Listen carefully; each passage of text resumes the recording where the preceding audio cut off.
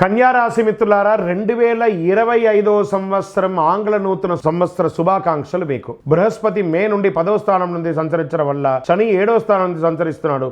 రాహు మే నుండి 6వ స్థానం, కేతువు మే నుండి 12వ స్థానంలో సంచరిస్తున్నారు. ఆయా గ్రహాల సంచార కారణంగా కన్యా రాశి వారికి సంవత్సరం మార్పు తెచ్చే అద్భుతమైనటువంటి ఫలితాలు ఉన్నాయి. సూర్యుడు వృశ్చిక నుంచి ధనుసులోకి ప్రవేశిస్తున్నాడు. సూర్యుడు ఈ సంవత్సరం రాసులు శుభదాయకంగా ఉన్నాడు. దీనివల్ల ఆరోగ్యం చక్కబడుతుంది. గురు భగవానుడు సంపత్తు, శ్రేయస్సు, జ్ఞానానికి కారణమని చెప్తాడు. అద్భుతమైనటువంటి సంపదను పొందుతారు. బుధుడు 2025లో వీరికి అనేక గొప్ప అవకాశాలు, మల్టిపుల్ ఆపర్చునిటీస్, డబ్బుతో పాటు అదృష్టం వెంటాడుతుంది. భూమి, వాహనం, గృహం, అన్ని రకాలుగా వజ్ర వైడూరి మణిమేధ గోమేధకాలతో ఉండబోయే ఒక అద్భుతమైనటువంటి సమయం కన్యా రాశికి వచ్చేస్తుంది. శని దిశలో మార్పు, కుంభరాశిలో రాజయోగం ఈ రాశి వారికి ఆకస్మిక ధనలాభం, స్పెక్యులేషన్ ద్వారా కలిసి వస్తుంది.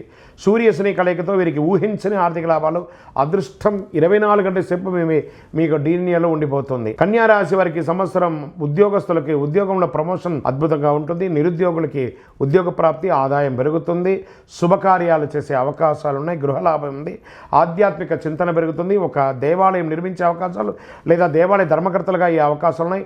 అప్పుల బాధలు తొలగుతుంది. అనుకున్న పనులన్నీ అనుకున్న సమయానికి నెరవేరుస్తారు. విదేశీయ వాణిజ్యం లబ్ధి పొందుతారు. విద్యార్థులకు చాలా అనుకూలమైనటువంటి శుభ ఫలితాలు పొందుతారు. రాజకీయ నాయకులకి చాలా కలిసి వస్తుంది. వ్యాపారస్తులు అనుకున్నటువంటి సంవత్సరం వ్యాపారాభివృద్ధి అద్భుతంగా కలుగుతుంది. వ్యాపారంలో మీ ఆలోచన అనుకూలమైన ఫలితాలు పొందుతారు. విదేశీయ వాణిజ్యం కూడా పొందే అవకాశాలున్నాయి.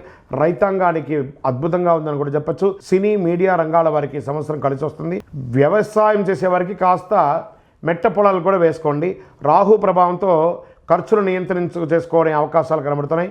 కన్యా రాశి వారు శత్రువులపై విజయం సాధించే అవకాశాలు ఎక్కువ కనబడుతున్నాయి. కొంతకాలంగా మిమ్మల్ని ఇబ్బంది పెట్టిన శత్రువులు మీ ఉన్నతిని కొనియాడుతారు. ఈ సంవత్సరం కన్యా రాశి వారికి మార్పు తెచ్చే శుభ ఫలితాలు అందించే సంవత్సరంగా భావించవచ్చు.